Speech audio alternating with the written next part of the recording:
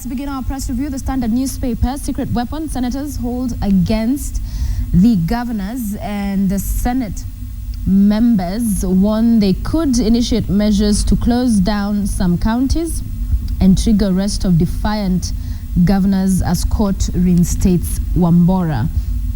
So the standoff between the senators and the governors has ballooned into a constitutional crisis, and this has set up the National Assembly against the judiciary.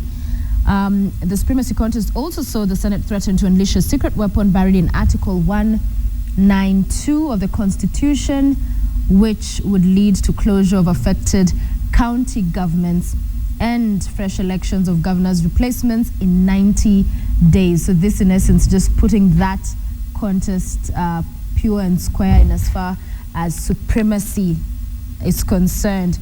They have tried to say that that is not the case. It's not about supremacy. It is about keeping the governors in check.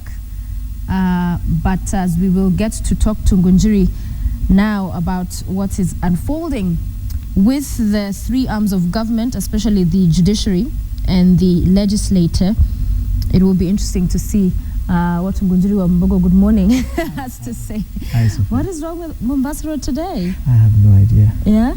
Things are bad. No idea. You leave at the same time and you get here later and later. You get here later. The supremacy battles, the secret weapon, as the Standard has on the front page today, and the senators now warning to initiate measures to close down some counties. This has purely become about who at the end of this will emerge bigger man. Yes, and I think there's also something else that we seem to have forgotten. A couple of months ago, people were saying Senate is useless, needs to get shut down. Somebody had actually come up with an idea of passing a law to disband Senate. Yeah. So first, I get the impression that Senate has gotten a particular, has gotten something to cling on to in terms of showing Kenyans its relevance.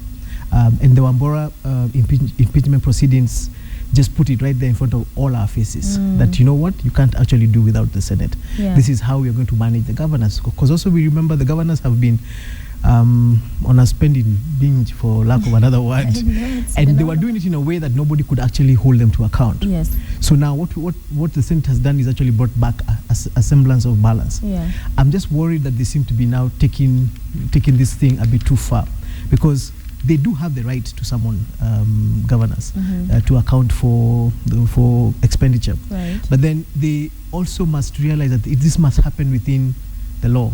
If governors run to court and get a court order, then they have to respect the court order and deal with the court order first and continue with the proceedings against the governor. There is absolutely no right for any Kenyan or whatever state to ignore a court order. It's just not. Although the argument has been, talking to the various parties involved in this, that the court order really was at the county assembly level, that the one at the Senate was to the speaker and that it did not affect the committee's work.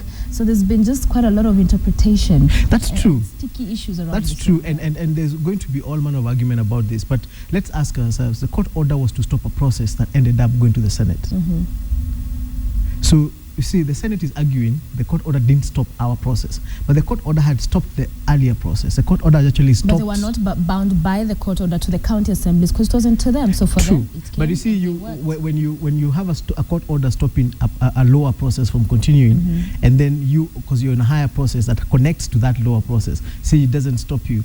So you see, the argument here, and this is the arguments we need to see in court, rather than you can't say this thing this court order did not affect us, because you're impeaching somebody who was brought to your attention by county governors, by county assembly, who had been stopped from proceeding on that on that process earlier below you. Right. So this is the argument that's going to be there, because Wambora got another order basically reinstating him into his position as governor. But so at what point? So this is the argument. These are the discussions that must happen within the judiciary. You can't have them outside the judiciary. Otherwise, you're just going to start choosing which rulings to follow and which ones not to follow. Which ones not to follow. It was interesting, actually. One of the members of parliament did say that we know which ones to follow, and but you're like, are there some that should not be followed? That's the problem. We're setting a very bad precedent, and the fact that you can do that now because you're a member of parliament, or because you're a senator, or because you're a governor. What happens when the person who decides to do that goes and argues that other people don't follow? Well, you're forming a very bad precedent. Okay, and of course the other stories, including that of the summons, which we'll see in other pages. But on page 2 in the Standards today, it's all about the NAT and Kupet. They had been reported to be in talks to merge to form one union, but Kupet now refutes claims it signed an agreement to merge with NAT. So this is unlikely to happen. Would it be a good thing if it happened? It depends on where you're seated. Okay. If you're government, it is not a good thing. Yeah. If your but what union, if Kupet is one which emerges, to be boss in the see what's happening is a common united union is a problem to any employer. Okay. So it is in the employer's best interest to have two unions, because you can always play them one against the other. Okay. So in the employer's interest, it is in the employer's interest to actually have two unions, because you can keep playing them around against each other. Okay. But then for the union or for trade unionists, and that's why you notice that there's an international educational institute that's trying to push them to come together. For trade unionists, it's a lot better when you are one united front. Right. It's better to bargain with. So as I said, it depends on which side you're seated, on whether they should actually come together or not. I think for purposes of bargaining and the ordinary membership of the union, it was always going to be a better idea if they were one union. Okay. For the employer, no. On the devolution was, because the story continues on page 4, there's page 5 more on what transpired in Kerugoya yesterday. This threat to shut down counties of errant governors. So they're now going back to law and saying there's a possibility we could shut down some counties. So it's all about flexing muscles and telling you, yeah, we could do this. You play around. I think we're going to see, as we said, this is 1 year into a new form of government. And what we are seeing is testing of the constitution, testing of the law, because the constitution is the supreme law of the land, and we have a new one. This has not been tested. When I hear people arguing that this should be done this way or this should be done this way, there's always a gap of, has it been tested? So we've not been there before. Has it been tested? And when the senators say we can shut it down, I wouldn't say they can't shut it down. I think it's if they decide that's the way they want to go, we actually need to see whether that can happen, whether it can happen. Because again, it's going to have to be a process. I'm sure there's going to be a judicial intervention at some point. And again, Kenyans will get to see this constitution that we passed. How does it deal with? Because these are encounters between powerful bodies, powerful institutional bodies of government. How does the constitution envisage that they will be solved? Right. If senators are unhappy with governors, if governors are unhappy with senators, how do you solve them? At what point do you solve that kind of conflict?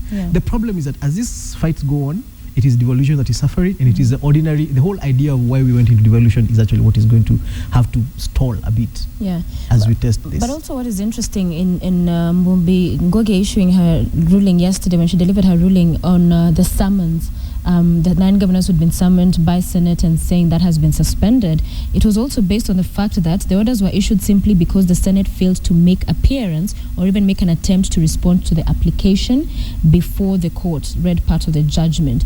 So even just because they didn't show up in court. Again, it comes back to the point of the need to respect every institution of government. Senate decided that no, we're not going to show up because you don't have any right to you can't interfere with our arm of government. But the judiciary will say, no, we actually can. If somebody, remember, the reason we have courts is so that anybody, whether rightly or wrongly, who believes that they have been treated badly, runs to court and gets a decision on whether what is happening to you is right or wrong. Now, if I run to court and I say this guy is treating me badly, and you're not there, and I ask for an injunction and say he must stop what he's doing because he's doing badly, and you can't come in and defend and say, no, I'm actually following the law, of course I'll get an injunction.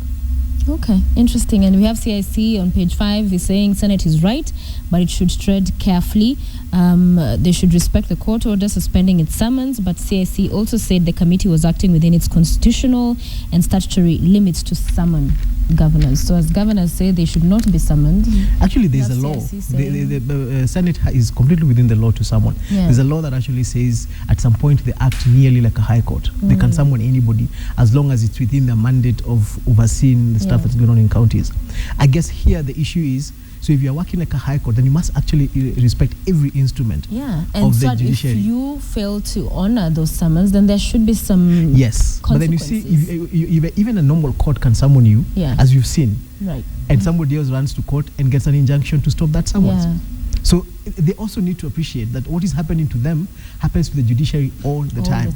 Because if the judiciary summons a person, and that person runs to another court and gets an injunction to stop that summons. So the fact they should stop catching feelings on this thing.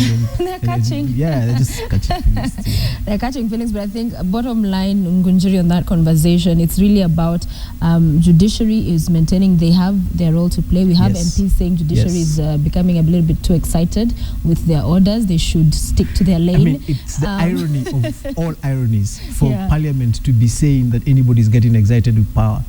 We have seen what they've done over the last 8-9 months. I mean, and they have, at some point they look like they're running wrong. So I guess it's about time they realize we have other institutions in place that can actually, this is now them feeling how we felt when they decided to raise their salaries, and when there's nothing we could do about it. But we had to respect them because they were working within the laws, and they had powers that gave them the right to do that. Now the judiciary has powers to actually interfere with some of the work they're doing. And they have to engage with them on that basis.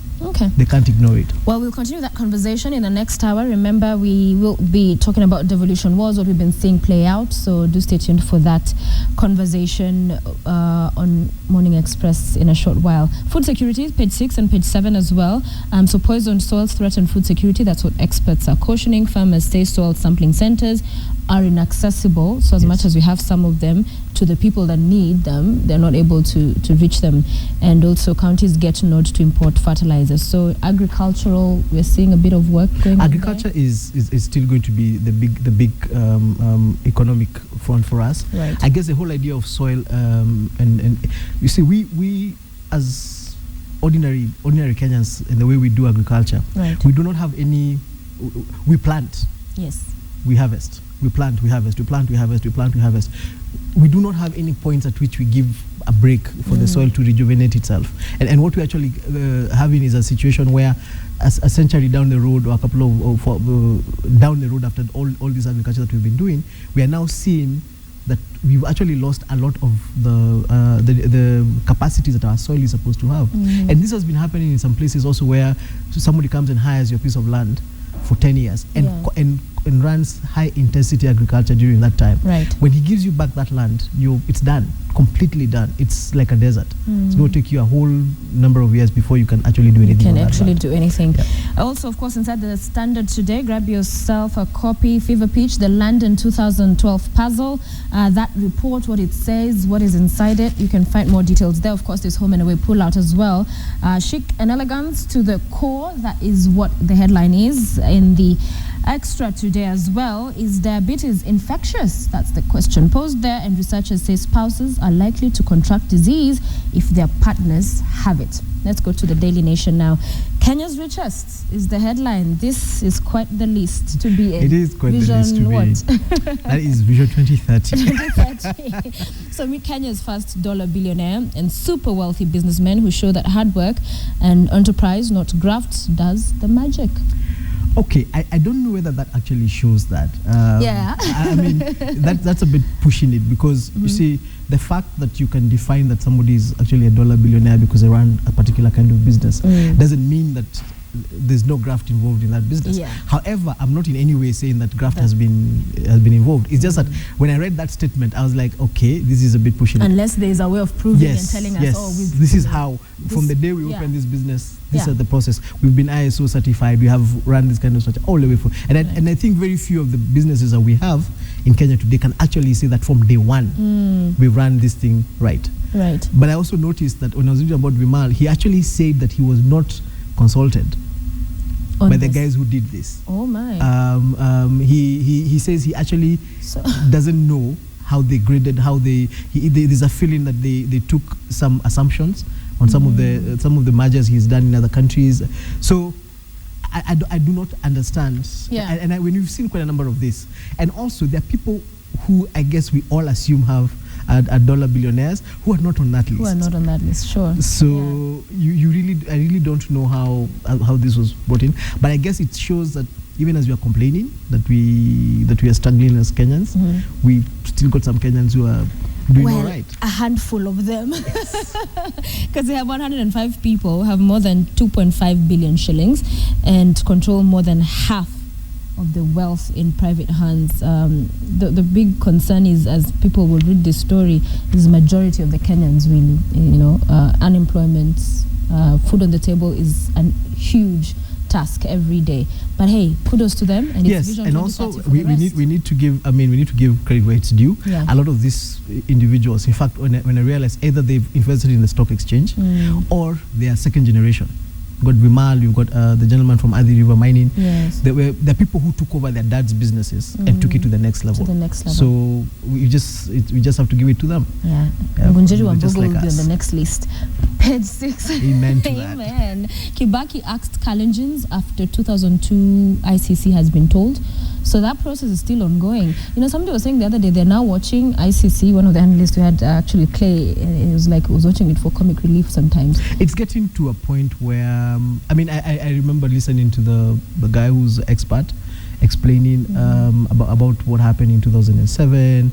And I guess there's a theoretical part of that conversation, right. And then there's the real part of that conversation. Yes. And I guess, yes, what that analyst said, sometimes you watch that thing and I never thought I would say this, but you start going back to where the DP said sometimes it looks like a movie. You look like you're talking about something that happened somewhere else. Yeah. When you think about the people who were here in 2007 and who are conversant with what happened, sometimes it just looks like it's a different story been given, and that's very unfortunate. Well, it's one we'll continue to follow up until the very end, if that endeavor does come. Yes. Yes. Page 8, Raila moves to stem fallout ahead of polls. So 28th is still the date to watch. Yes. For the ODM delegates and the members, and it's been a heated one, and they've managed to keep it in the news. And as far as it's been an amazing process. You have to give kudos to ODM on this one. They've actually managed to keep the party as a leading news item for a month plus. And considering where it's coming from, this can only be good for the party. It can be only good because they are now coming back to the space that they're supposed to occupy as an opposition party, and they've done pretty well on this. And then there's court orders Shebesh to return baby. That's in the Star today. Did you see yesterday's headline? Yes, I did. That was quite interesting. Yes, 4-day-old baby was snatched from mother, is what this... have you read it? Rachel Shebesh here is at the Kilimani police station where she recorded a statement. Yes, yes. Yeah.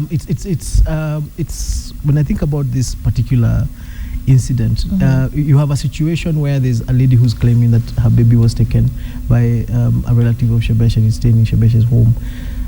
I'd actually want to see how the court handles this one, because this child is no longer a baby. So there's been a process. It's been a time at which this child has been taken care of by Shebesh's family, and it's important to understand why it's taken this long to actually get to the point where now this baby is being claimed, and exactly what happened when that baby was 4 days old.